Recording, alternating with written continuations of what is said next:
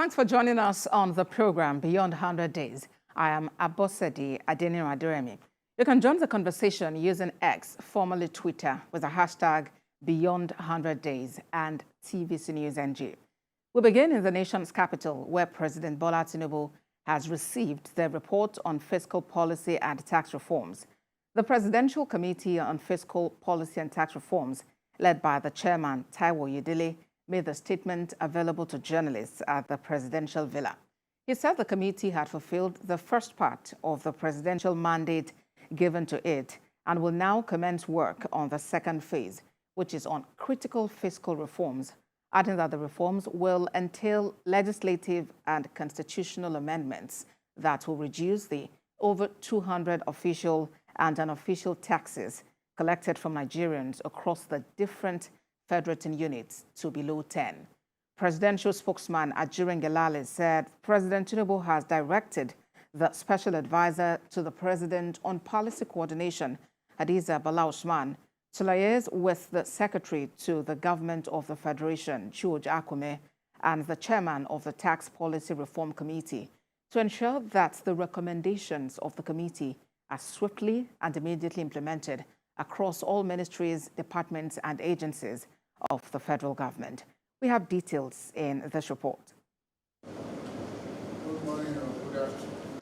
President Tinubu's Committee on Fiscal Policy and Tax Reforms have returned with a preliminary report that contains crucial recommendations of ensuring an efficient and effective tax administration in the country. A few months ago, Mr. President set up the Presidential Committee on Fiscal Policy and Tax Reform. And part of our remit is that we divide our work into short, medium, and long term. Now, the committee's assignment to reform the tax administration has gotten to a critical stage, which will include addressing multiplicity of taxes and working with the subnationals to achieve a single-digit tax at all levels of government. Speaking to traders, Matan, and they said to us, people selling pure water in the market they call it tickets, 7 tickets every single day. Why should someone who is just trying to, hawk pure water to keep body and soul together have to pay 7 taxes on a daily basis? It doesn't make a lot of sense to us. President Tinubu's spokesman says the framework for the implementation of the tax committee's recommendations has already been activated.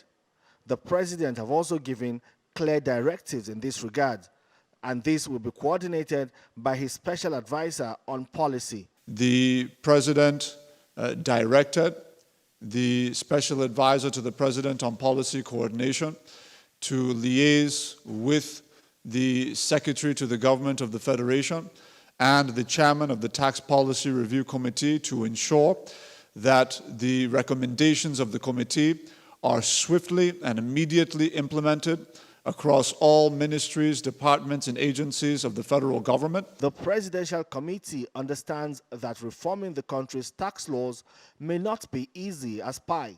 Introducing tax reliefs will give more applause to the federal government.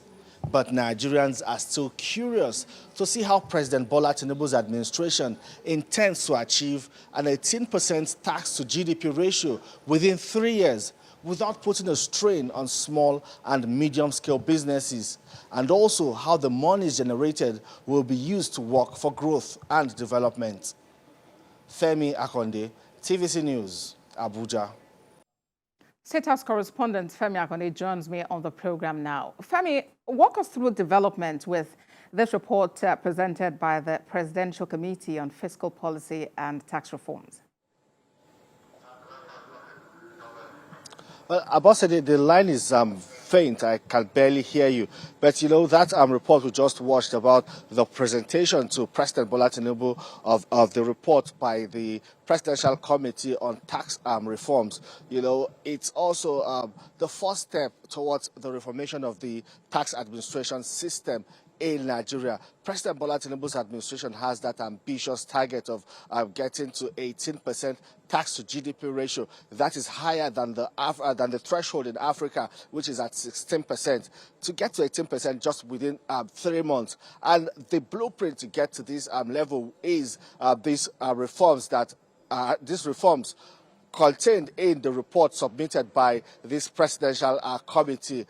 Already a process has been set in motion to ensure that all ministries and relevant government agencies key into this directive of the president to also ensure a speedy and smooth implementation of the tax reforms that will see a coordination of revenue generation and also reduce taxes paid to a single digit. As it stands now in the country, you know, there are multiplicity of taxes paid by small and medium-scale businesses, and indeed even citizens, private citizens, have multiple taxes they pay. What the government is saying is that all of this will be reduced to a single digit, less than 10. What we have now is currently about 20, especially for people who do businesses. There are a lot of taxes they pay, which they say is biting hard on their businesses. Giving this kind of tax relief will indeed be taking a huge burden of these businesses, and it will also engender prosperity in the country. Ambassador. Absolutely. And, you know, the chairman of that committee has said that, okay, now phase 1 is already handled. It's time to move on to phase 2, which would require critical fiscal reforms. Do we have a timeline as to when all of this should be concluded and we are able to achieve, you know, this level of tax rigidity that the federal government is looking at? Okay, you know, he's already consulting with members of the National Assembly. He has met with stakeholders, that's traders in the market. He's been gathering information on what is best suitable for Nigerians. He's saying that this new tax regime will be something that would have the input of all stakeholders, all sectors of people in the country before it can then be formulated into law, that's through legislations in the National Assembly. He's also saying it might also mean tinkering a bit with some parts of the Constitution that deals with tax. All of this whole gamut of tax collection and revenue generation will have to be reviewed, rewriting Nigeria's tax law. It's a huge work, you know, and that's why I said they are now at that critical stage. The quick wins are just ensuring that they bring all of these taxes collected to a single digit, and also ensure that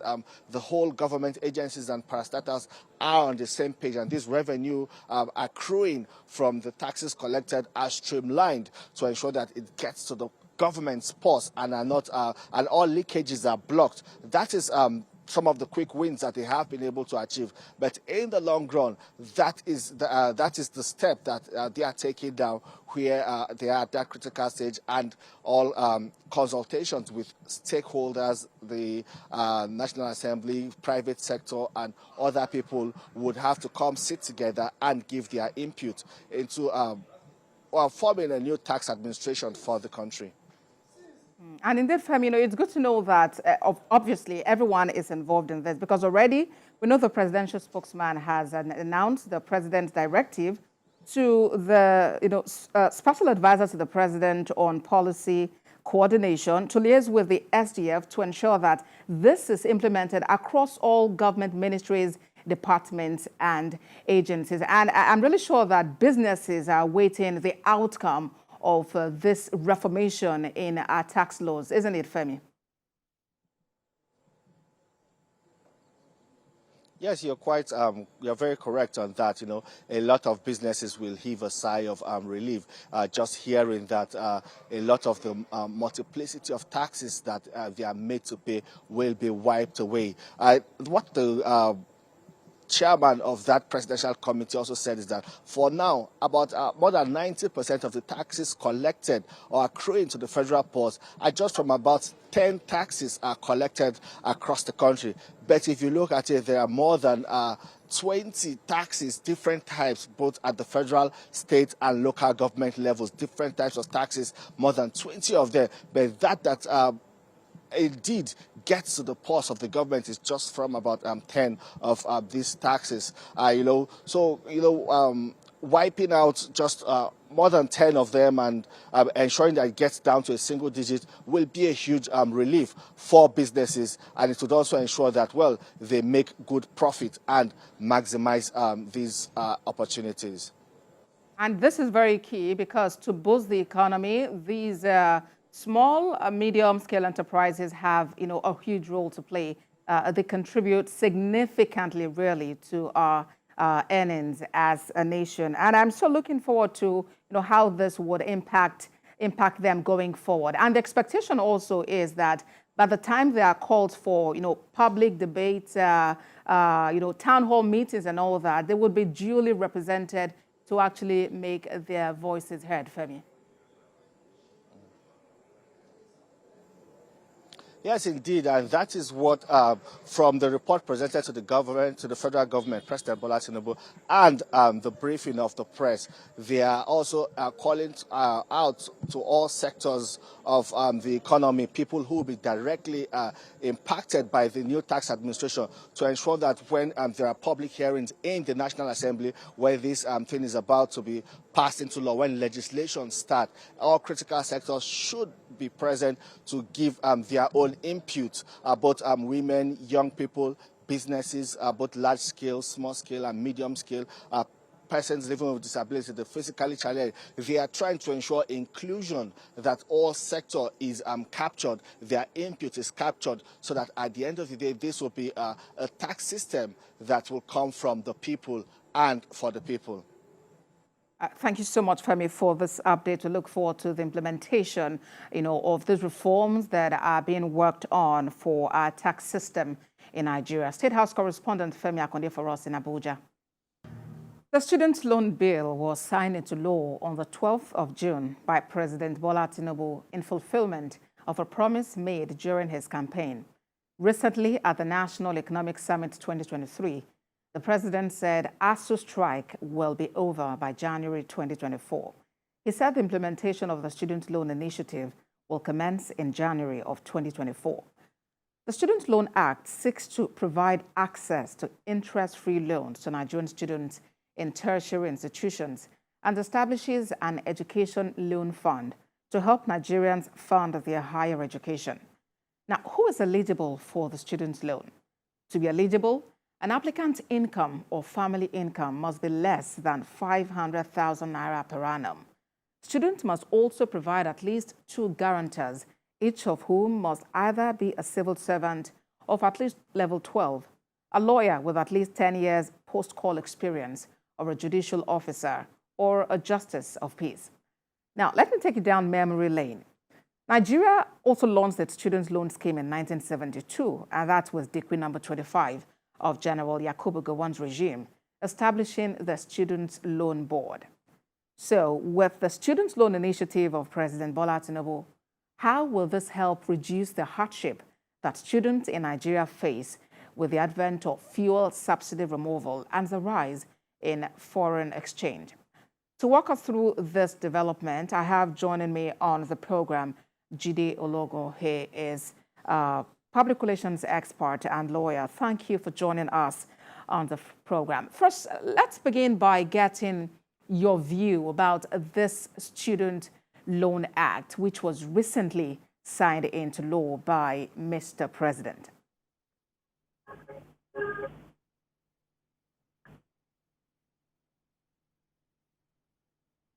Mr. Logan, if you can hear me, I am asking about your reaction, really, to the signing of this act, because initially it was meant to kick off in September, but now a new date of January 2024 has been announced. So what do you make of this and the slow takeoff of the scheme?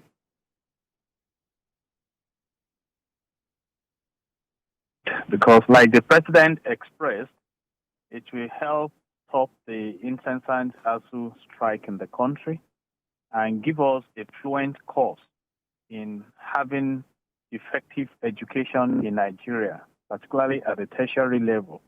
Well, having said all this, my personal opinion and advice is that, like the elders say, that you don't test the depth of the water with your 2 feet.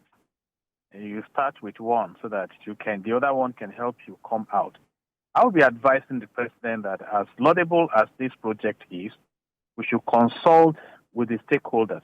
In fact, he made a statement at the 29th session of the Nigerian Economic Summit. We need to consider the sustainability of this project. Now we are talking about giving 500,000 loan to students. How do you identify students who qualify? Right now, even dispensing the palliative intervention is, filled with different kinds of controversies. When the fuel subsidy was removed, I doubt if the consequences that followed it were clearly before the screen of that decision. And personally, I've done a search on students' loan concept globally. It has not really succeeded. If you talk of a place like the United States of America, many who benefited from this loan are groaning under the burden of debt. And at such an age, it's so excruciating for I decide to call them victims. So we need to look at our system at the global level. Let me take us back to another precedent. We came up with the anchor borrower. Now EFCC is chasing some of the borrowers who never paid back, neither deployed the facility for what it was meant for. We have been reading about law enforcement agents seeking to probe the N-Power project. So when we put all this together, I think while it may be good to come up with some concepts, we should clearly look at the implementations very well so that we also don't end up with another precedent I intend to bring in at this moment. The transformation of our Naira in Nigeria, the redesigning of the Naira to curb ransom taking by kidnappers, to stop money laundering. At the end of the day, it plunged the nation into serious crisis. And at that point in time, the president now and commander-in-chief of the armed forces was not on the side of that policy. So I want to advise Nigeria, as we are right now with hydra-headed challenges, to weigh very well some of these policies before we implement. And I have read again the response of ASU.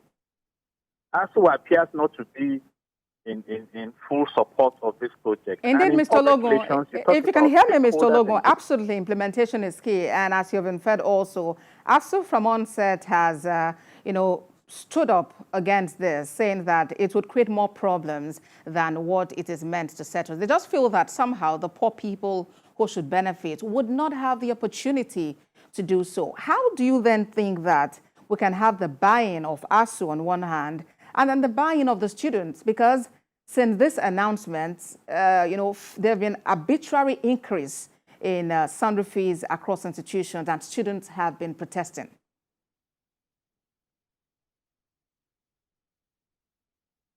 That's what you call stakeholders engagement. So why don't you invite the major stakeholders? We have identified some of them. ASU is one, very critical stakeholder. The students, the parents, the private universities. Let me say this. With 500,000 now, you may not be able to put a child in a good secondary school per term. So we are now talking about tertiary education. So we need to look at all this. I mean, like I said, it's a laudable policy if you intend to make education available as stipulated under Section 18 of the Nigerian Constitution 1999 as amended. But we need to weigh it very well. A wise man once said, it is better to measure 10 times and cut once than to measure once and cut 10 times. Obviously, the stakeholders who are not on the side of the government, they rise up to frustrate that policy. So what happens? That's my point. We have so many of these policies being, okay, now, fuel subsidy has been removed. In Lagos, some buy fuel for 600 naira per liter. Did we plan for that? In some parts of the country, they buy for over 1,000 naira per liter. Did we plan for that? You see, you look at the ripple effect. I think the food inflation now in the country is about 30%. So you have what you call viral effect. to implement a policy, many other things will join up to make life more complicated. And I can foresee that. And please, give me the indulgence. I have said this is a laudable project. The same time Nigeria decided to change the sign of the Naira, the UK decided to redesign their own currency, pound, when Queen Elizabeth passed on. The full implementation will not come until 2024 because they've given it time. The same thing happened in Australia. So it's good to come up with policies, but you should be more interested in the implementation than the theoretical part of the policy. Let's look at another angle to this, Mr. Ologun. We have dealt. Mr. Ologun, Mr. President was speaking at the Nigerian Economic Summit on Monday, and then he declared no more industrial actions. How do you see this happen? Because the last industrial action that was embarked upon by the Academic Staff Union of Universities was only suspended, not actually, called off, as it were.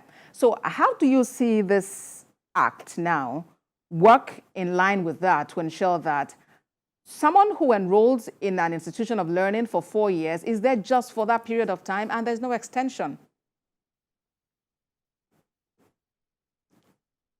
And I have 120% support for that. Any policy that we make our education system fluent. Let me ask this simple question. There's what we call diagnosis. Is it only school fees that is the concern of ASU? The answer is no. There are other demands from ASU. Let's even face the reality. Now, $1, it's over 1,000 naira. Now, benchmark school fees with the 500,000 that will be made available to the students. We are not talking about tuition. We've been arguing over tuition, some institutions trying to raise their tuition. We are talking about accommodation. When you talk about education, there are several aspects to education. You talk about the infrastructure, you talk about the software, different variables. And that is the point I'm making. I support anything, whether it is called student loan, that will make education available. But when this loan is given out, how do you go back to ensure that it pays? Where are the employment? It's not just about rolling out students through schools. Many can struggle and come out of school without the student loan. I like the student loan, and I keep emphasizing that. Go back to the best graduating students in Unilag that got 10 million naira from the wonderful governor of Lagos State and some, supportive gifts from other stakeholders. Yes. She was not a rich student. It's not as if the parents are so rich. But she decided to go to school. I love this, but I don't want to start reading that the people who are supposed to benefit from the loan are not the ones benefiting. That's a major concern, Mr. Ologun. That's a major concern which ASU itself has raised and other stakeholders in this matter, actually. But then we'll wait to see how, the implementation kicks off in January, just like has been declared now. Judy Ologun is a lawyer and PR expert. Thank you for joining us on the program. Appreciate Nigeria. God bless Nigeria. Well, that's our program today. Watch a repeat at midnight and at 6 a.m. tomorrow. I am Abosede Adeniran.